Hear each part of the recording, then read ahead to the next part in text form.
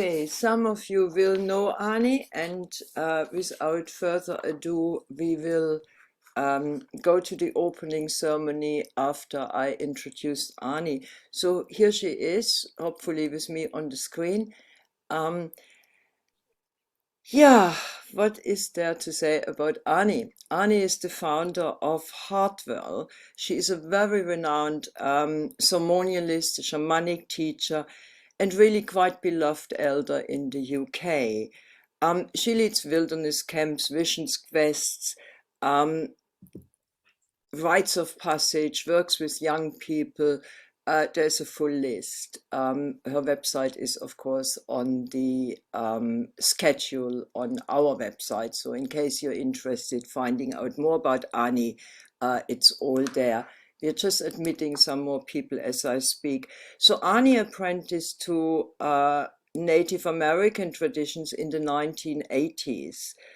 And then more recently, she studied with the Guatemalan Mayan teachings, or in that area.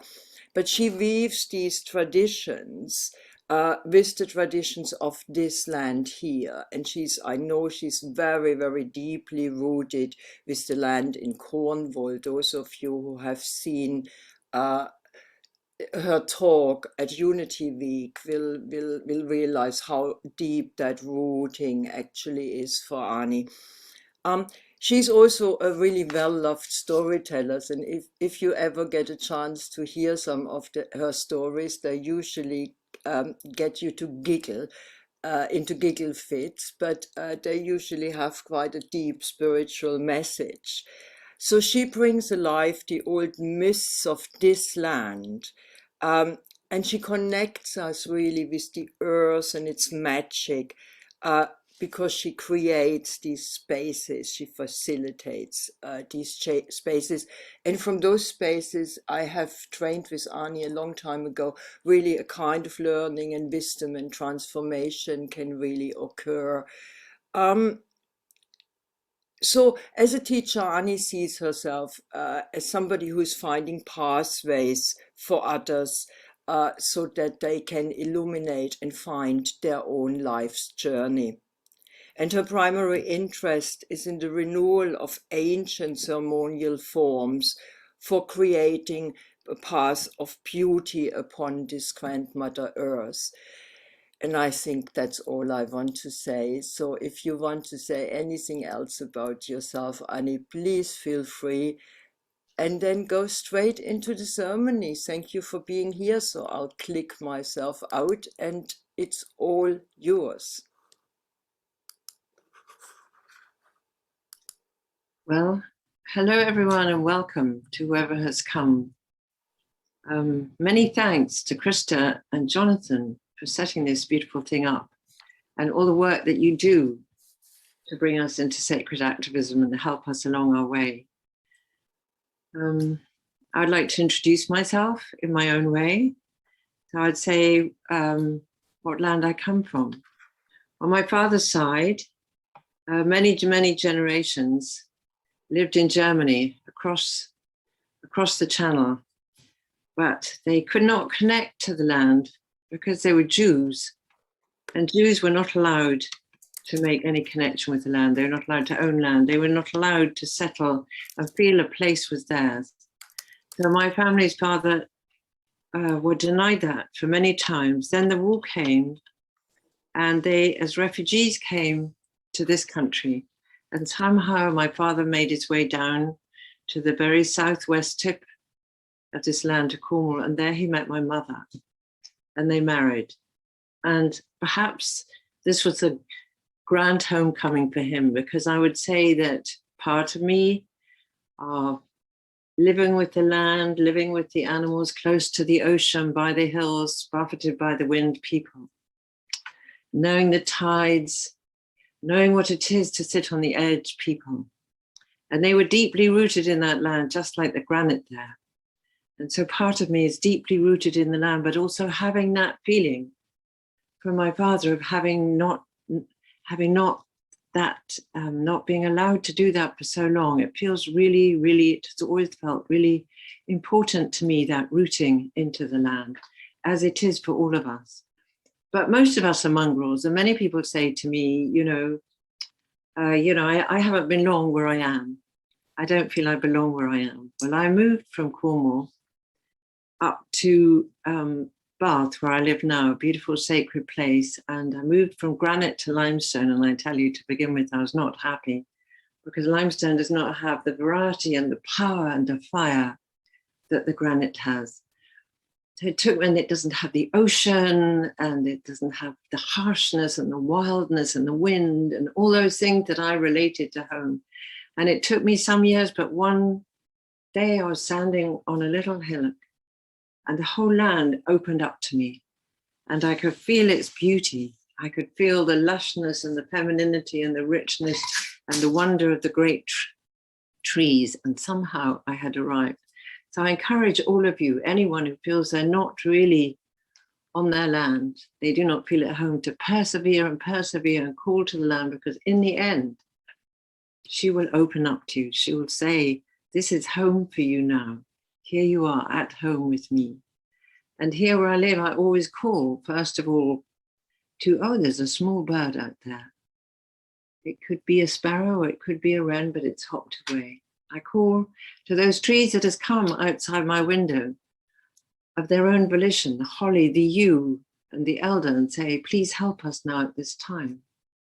And then I turn to you and I say, can you leave behind? This is a good time to begin now. Can you leave behind all your everyday troubles? Could you imagine putting outside the door of the room that you're sitting in your thoughts about the cooking, your relationships, your work, your children, your friends, your health, any of those mundane things? Think, just for a while, I will leave them go. Just for a while, I will let them be. I can pick them up later. But right now, I want to come into this circle, this beautiful circle of humans like myself, who are all longing for a better world.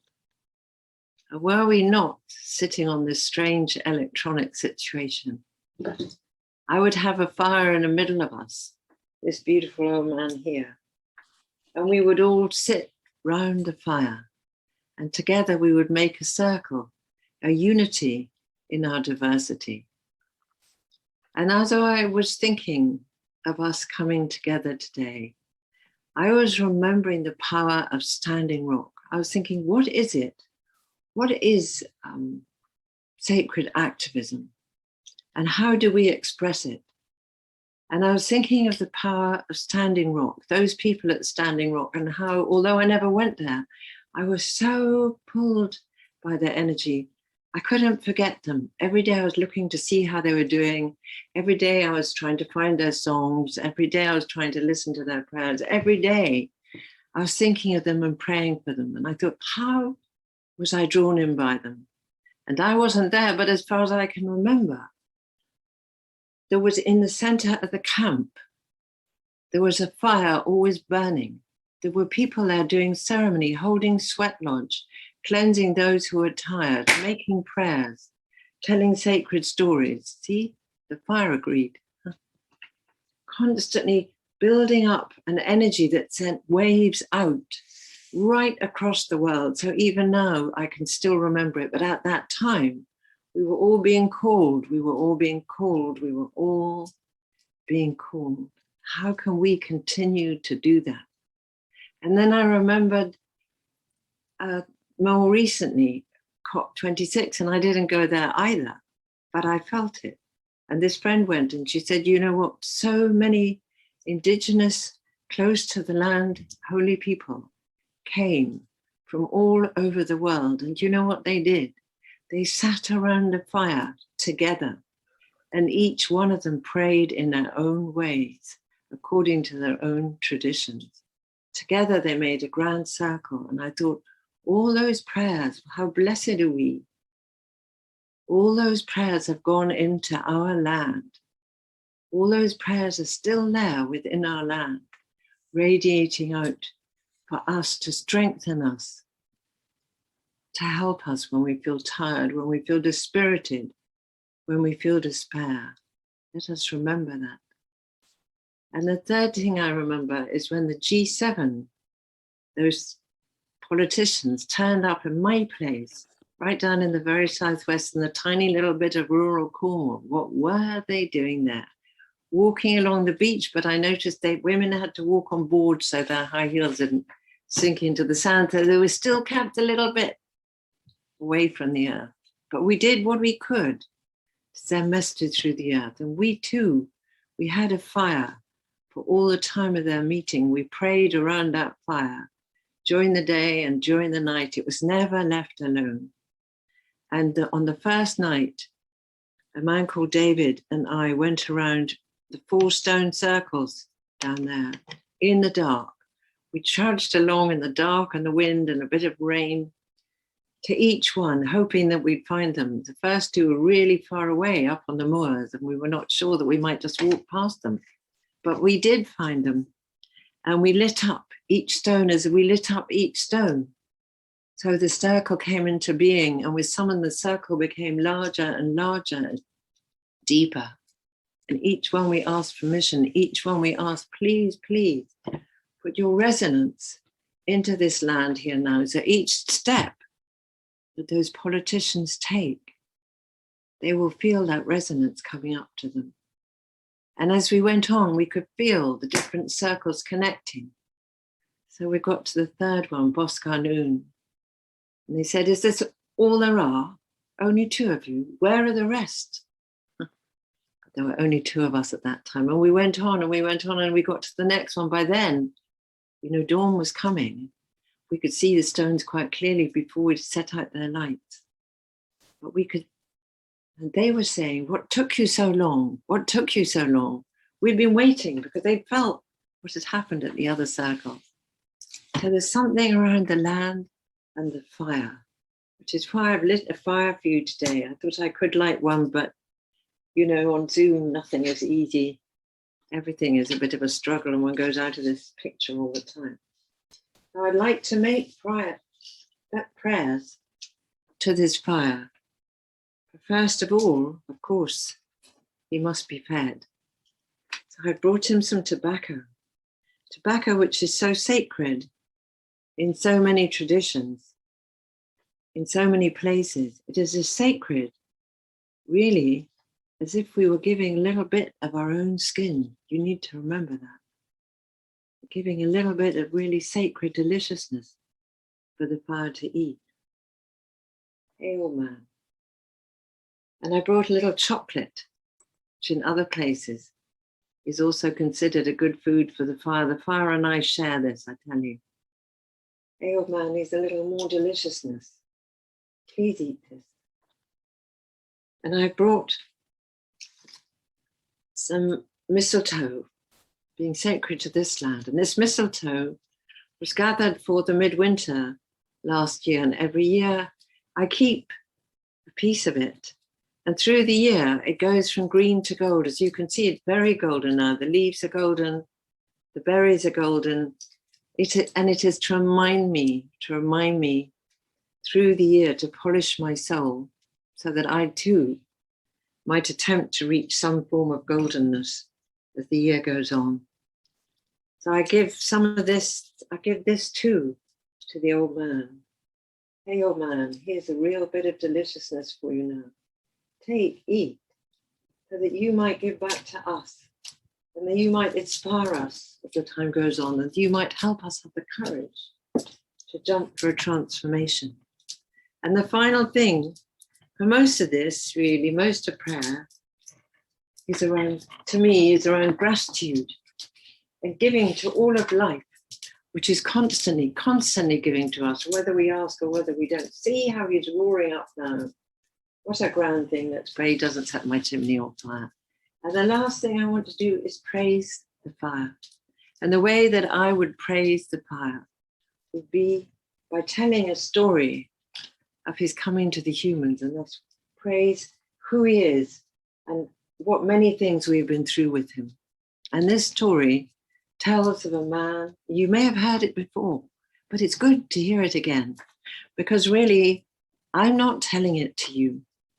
I'm telling it to the fire so that the fire may respond. I'm trying to give him gifts and to praise him so that he may respond and send his energy to us. Because why, really, should he bother unless we offer something to him? Now, there was this man and he had a wife and he loved her to pieces. He thought she was wonderful and wise and witty and sexy and just delightful in every possible way. But there was one sadness in his life, and that was that he had never seen her, because he lived in a place that was completely dark. There was yet no stars, there was yet no moon, there was no sun, there was no light whatsoever. Well, you send a spark back to me then, old man. And he just longed and he longed and he longed to see her face. He loved her so much. He had such a longing and desire to see his woman's face, to see her beauty, to see her body, to see the whole of herself, as well as to feel it, as well as to smell it, as well as to hear her voice. He knew that not so far away there was fire, and that if he could collect a few embers from that fire and bring them home, he could make a grand fire, and then he would see the face of his beloved, the thing that he wanted more than anything else. The humans around him thought this would be a grand idea because it was also cold. They could also see, they would be warm, they could cook food, it would transform their lives. However, there was one problem. Between him and, I hope you're enjoying this story, old man, between him and the fire was a huge chasm. Nobody knew how deep. And within that, nobody knew how wide, not exactly, because they'd never seen across to the other side.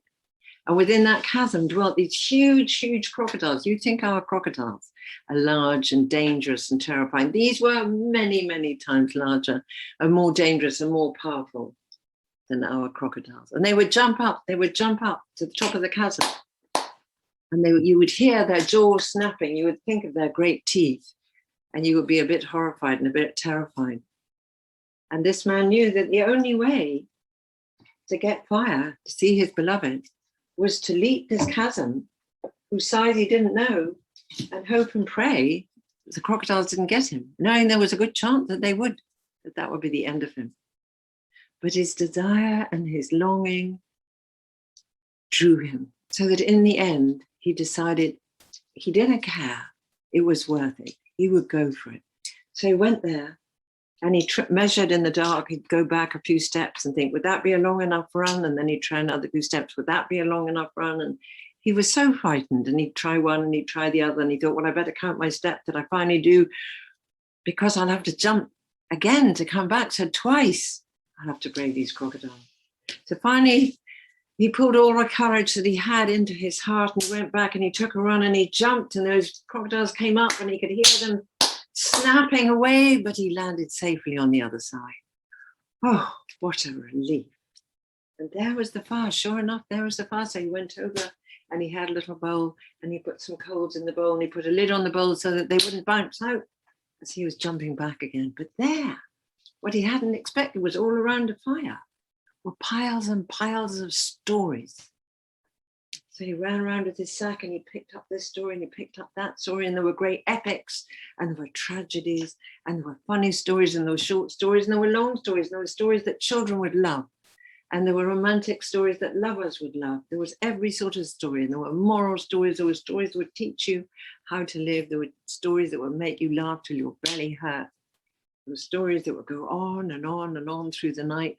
I once met this native man on the west coast of Canada. He said, you must come back at Christmas. We do a grand story then. I said, oh, well, that would be nice. How long does your story take? He said, 2 weeks. So, you know, some of those stories were quite long, but he wound them up and put them into his sack, and finally the sack was so full, he couldn't get any more in. So then he thought, well, you know, what's been done once can be done again. He felt a bit more confident. He took this and measured and took his same steps back. He didn't like to look into the chasm. He knew it would be very, very deep. He didn't want to look into the eyes of those great crocodiles, or he'd be too terrified to move. So he just focused on the practicalities of it all. And he took the right steps back, and then he took a run, and he ran and he jumped, and the crocodile caught his leg and bit it off at the knee, one of his legs. But luckily, he fell to the edge, and his woman was there, and she pulled him away to safety. And his knee was bleeding something terrible, but she bound it up and she put herbs on it, and it soon healed. He had forgotten that on the way back, he was carrying a sack full of stories and a bowl full of coals, and that made him just a little bit heavier. So his jump was a little lower. But he survived, and they fashioned for him a good wooden leg from the knee down, a peg leg. And some people will say that that became a spindle for his wife, and that she would spin the threads of all our lives as we are living. And so our destinies would be spun by her. What do I know? But he got back safely, and he brought fire. And with fire came stories. So this is another reason to call on fire at this time, that as each person comes to speak, may their stories be strong, may their stories be good, may they be told in such a way that they touch the hearts and minds of the listeners, and they inspire them into seeing how their own stories can be woven in another way. I remember there's a book called Braiding Sweetgrass, that probably many of you have read, written by a woman, Robin Wall Kimmerer. And in that, she tells this beautiful story of how people, again, on the west coast of the great big turtle island Americas, used to wait and watch for the salmon to come back. In those days, they would come back in great shoals. They hadn't been overfished. And they could see the great shoals coming closer. But when they thought they were nearly close, they didn't want them to get lost, and they wanted them to feel welcome. So for the night when they thought the salmon were about to arrive, they would set a huge fire on a headland by the side of the river to welcome the salmon home. So the fire is also a welcomer. So many qualities that fire has. But at this time, I'm calling, I've gifted you now, I've gifted you as much as I can at this time.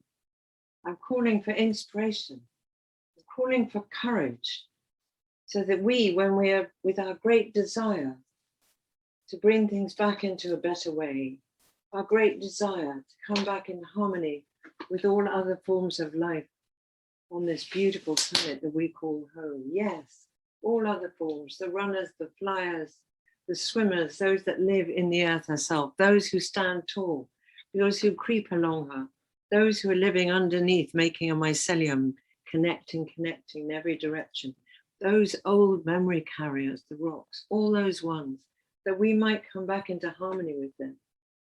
Hey, I make prayers to you, that we might have the courage to do whatever that man did, to jump our own chasm when the time comes, so that we might make things in a better way, so that we might come back into harmony with all our relations, with all those ones here, so that there might be a living time for us all, that we might find inspiration, so that perhaps we would reclaim a little piece of land, or help a refugee, or do one of many things that I couldn't even imagine.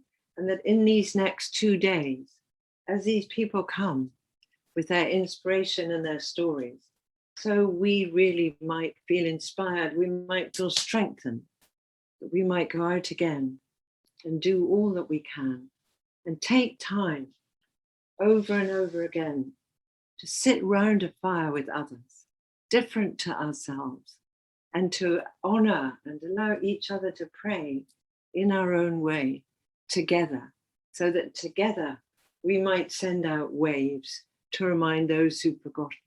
And together, with the help of spirit, calling in power beyond our own, because what weak little ones are we, that we might call in our energy so that what we do ripples out,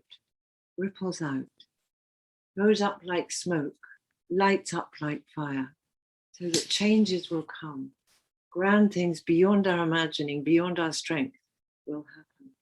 The impossible will become the possible. There's yet unforeseen, never before seen little shoot might sprout and grow and turn into a being of great beauty. This I pray for all of us at this time.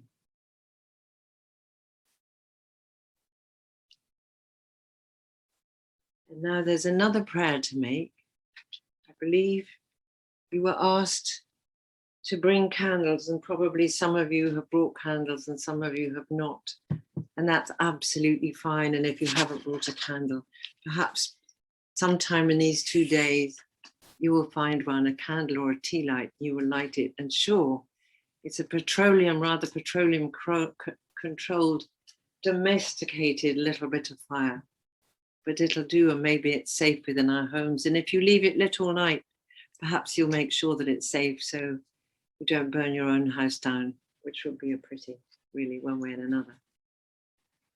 And as we light this candle, having prayed already for ourselves, just pray for others. With this flame, let us remember the tenderness in one another.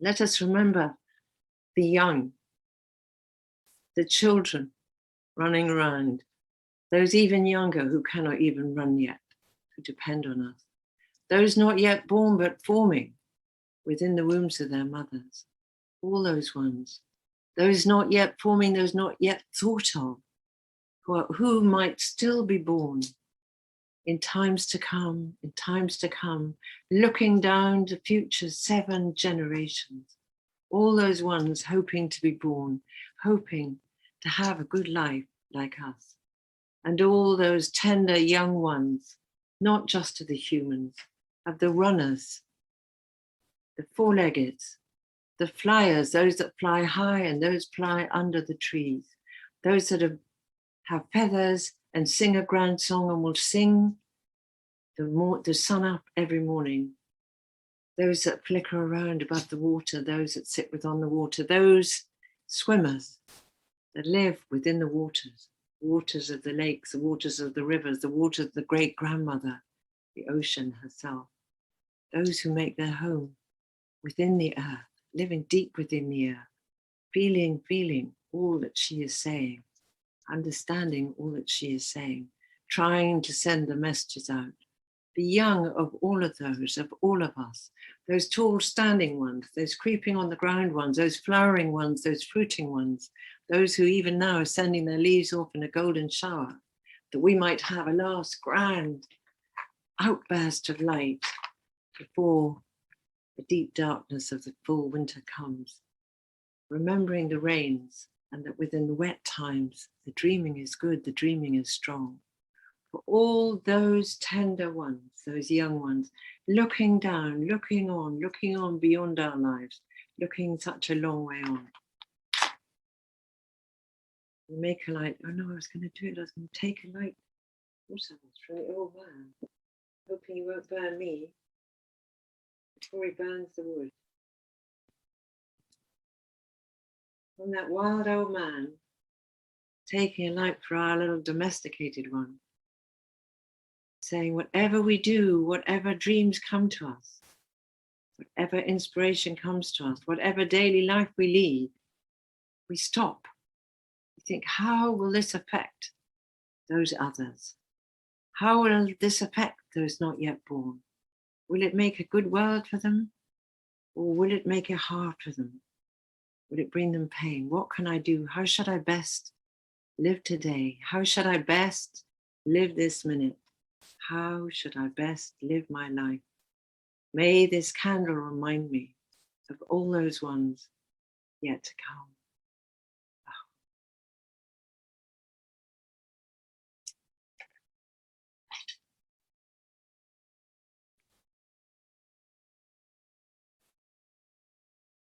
It's done. It's done as much beauty as I could muster and as the fire could give us. May this conference go on in a good way.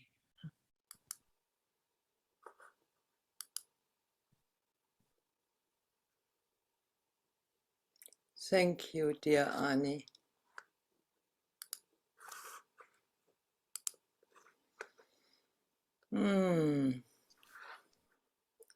Thank you very much, Annie.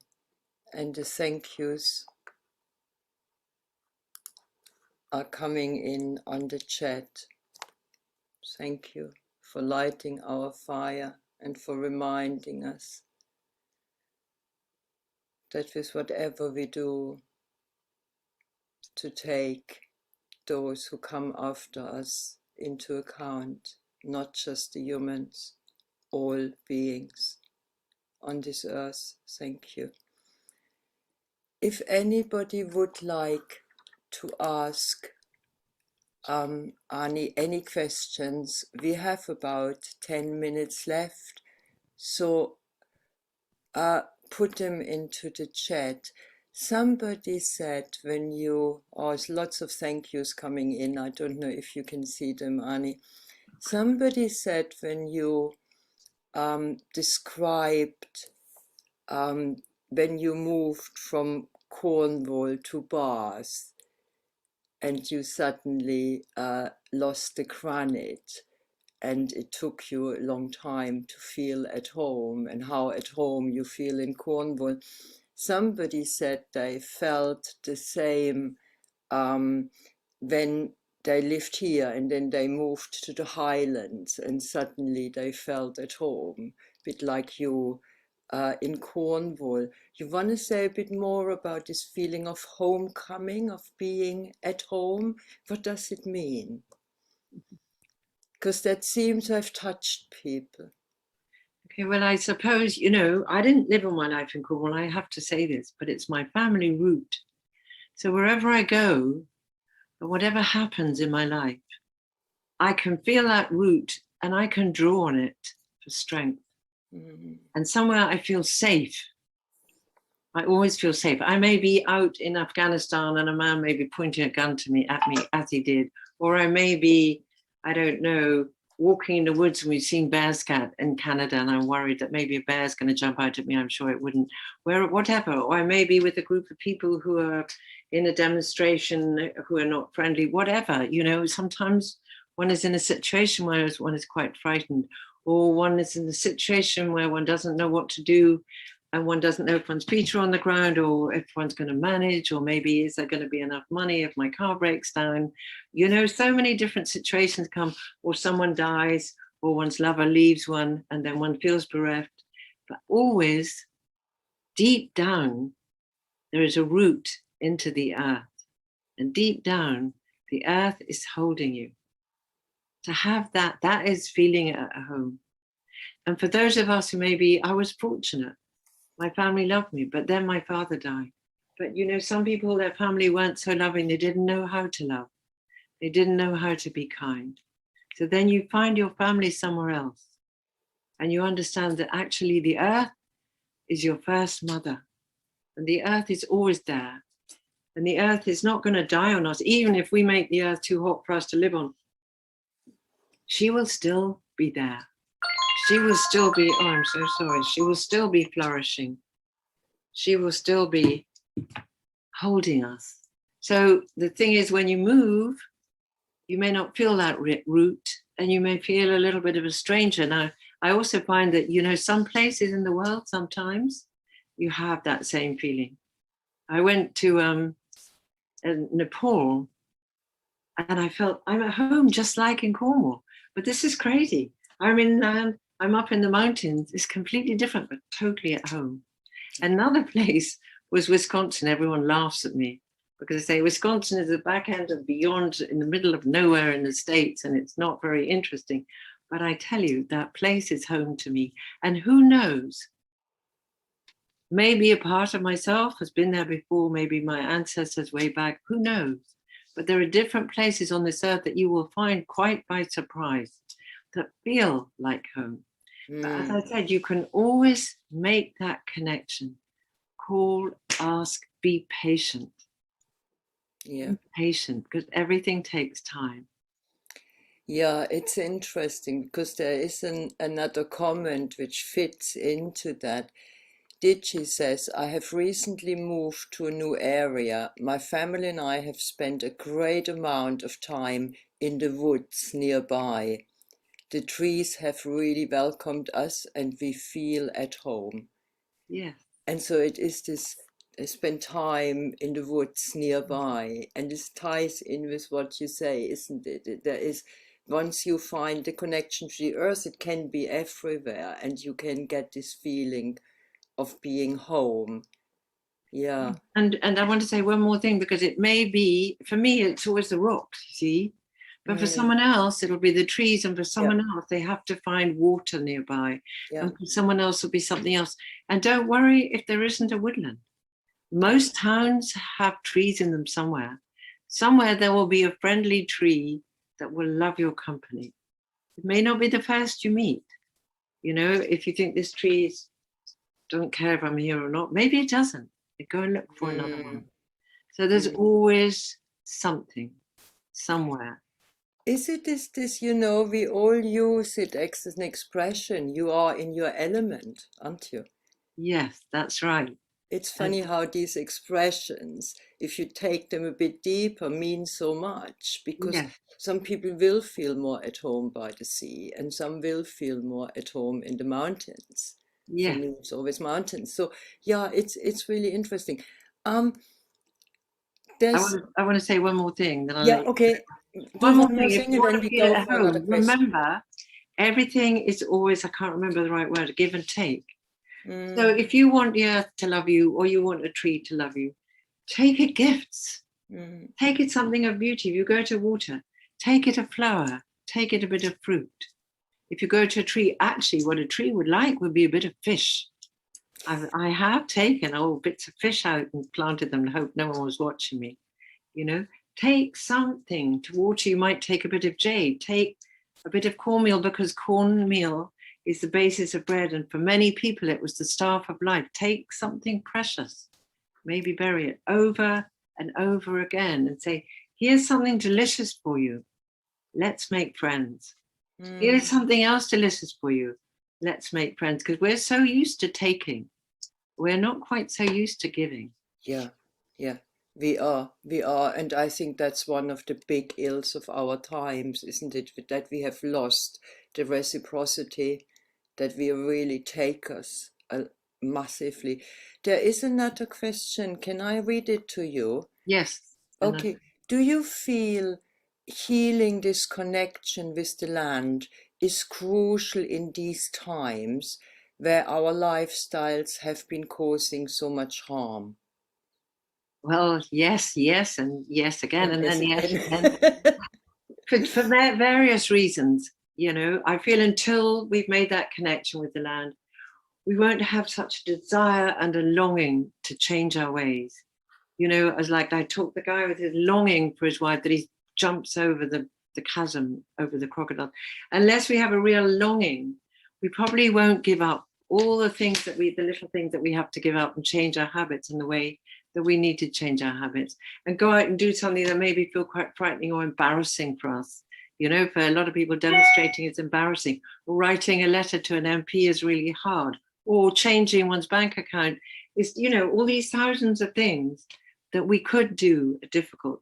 But once we make that connection with the land, with the plants, the little bird that quite often comes into the tree there, the blackbird that comes to my holly and through the winter eats all the berries, until we make a connection with them, we won't have that longing and that desire quite so strong. So it is core. How are we out of balance? We've lost our connection with all our relations. We all come from the earth. We've lost our connection with the earth. So we can actually rape it, dig it, destroy it, dig it up, kill off the trees, whatever. We can do it all because we don't care. We wouldn't do it to our children. If we could love the earth and those others as much as we love our children, things would change quite quickly. Yeah, I watched a video or a recording of Good Morning with George Monbiot, and he broke down in the middle of it and started crying, and it was quite deep. And shock horror, the camera went off him, and and for me, that was exactly what you just said. His connection to this earth and his sorrow about the destruction is so deep, and that enables him to be one of our most forefront activists at the moment. And it is, unfortunately, I feel that we need to let that in, as you just said. Once we are connected properly again, we will feel the sorrow as well as the beauty, and see the beauty. Yes, and everyone needs to remember that emotions come in waves. So if you allow yourself to weep, really have a cry, that will pass. Your heart will be more open, and the chances are you'll go out and see some beauty, and you'll be filled with joy. So trust that it's not just weeping, it's a wave of sorrow and a wave of joy and a wave of sorrow and a wave of joy. Or we keep it flat and dull and depressing, and our kids want to kill themselves. Because they cannot get down into that depth. They cannot feel that connection.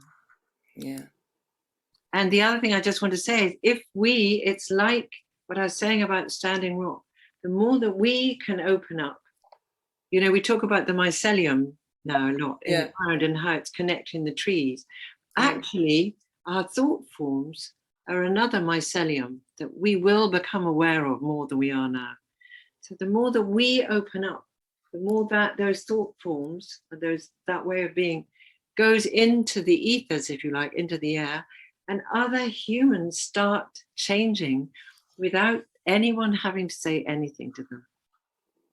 So we have to trust that so much can happen. We can feel grief, but I would never say go for despair. And there's a big difference. Go and ask for strength from the earth, ask for strength from the fire. So that, because the earth has more strength than we'll ever have. And that's the other thing we don't do. We don't ask enough. Here I bring you a gift. Please strengthen me. I don't know that I can do anymore. Yeah, exactly. So feel it and then ask for the strength. But don't suppress the feeling, but don't go into despair. No. Yeah. We have time for one more question. Going for it? Yeah? Oh, okay. Yes. I'll go for it. Okay, Susie says, that's lovely about the tree wanting fish. She says, I read a story this week about how the bears catch the salmon and they take the leftovers into the woods, which then feed the ecosystem there. So brilliant. It's amazing. That is so brilliant. What we don't know about the interconnectedness of everything, and adding to this, which more beings which are more connected to nature just do all of that automatically because they understand it instinctively, don't they? Yes. So we have to trust that if we do things in the right way as best we can, more will happen than we imagine. So the people who burnt the headland to welcome the salmon and show them their way in up the river, also because they burnt that headland, fresh young grass grew, and that attracted the moose and deer, which gave them food in the winter also. So there are always many levels of what we do. So we have to understand also there are always many levels. Thank you, Susie. That was a beautiful story. And therefore, that even more do we have to be careful, because we don't know the ramifications of it all. But there are many, there are many little fragments. People say, let's get back to our own ways of being. And I say, but they're so tattered. They're tattered and torn little fragments of what we had, of the beautiful cloth we had. But there are many old sayings. There are still people who remember all sorts of things that you can do on this land, fruits that you can collect. And yesterday we were up on my allotment, this friend Tim and I, we were working away, and the pond had too much of the little, too much detritus had gone in and rotted, and that made too much growth on the pond till there's no room for the oxygen to get in. So we pulled that out. We pulled out some of the mud in the pond and we put it around the leeks and the cabbages. Same thing, you see, taking somebody's rubbish will be good for someone else. That's what I always say about us. Our rubbish isn't good enough. There's nothing wrong with rubbish, as long as it will feed the earth. So we need to think about that. Rubbish that will feed the earth is good, because then it brings the new growth. Rubbish like plastic that doesn't feed the earth is no good, but paper bags, I think, are probably all right. They can go back and rot. Yeah, and I like the idea of it, and it is a bit of humility we need, isn't it? Because we don't know that much. You're right. Rather than pretending that we know it, we actually don't. I mean, so many weeds, which we now see as weeds, are actually plants one can eat or one can make medicine from, and so on and so on. And we are relearning as we go on, isn't it? You're right. You're right. Yeah. But when there were more animals around, the people had the humility to understand that each animal, from the way it lived, had a teaching for us if we observed it well enough and carefully enough. So you're right. The humility is to do what we can and trust and notice. You know, it's the detail.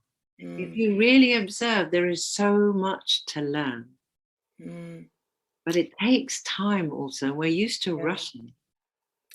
Yeah, of course, we all are. I mean, I think we stop with that there is so much to learn, and that we can do it, can't we? We just have to take the time and listen and be aware. And Ani, thank you ever so much, as always. As you know, it's a great pleasure to have you, and thanks so much for your work with the fire here this morning and your stories. And somebody said here, can we have another story? No, we can't. She hasn't got time for another story. But as I said, Hartwell is the website, and Ani is a fantastic storyteller. Sit around the fire with her one day, and hopefully you will hear lots of stories. So thank you very much, Ani.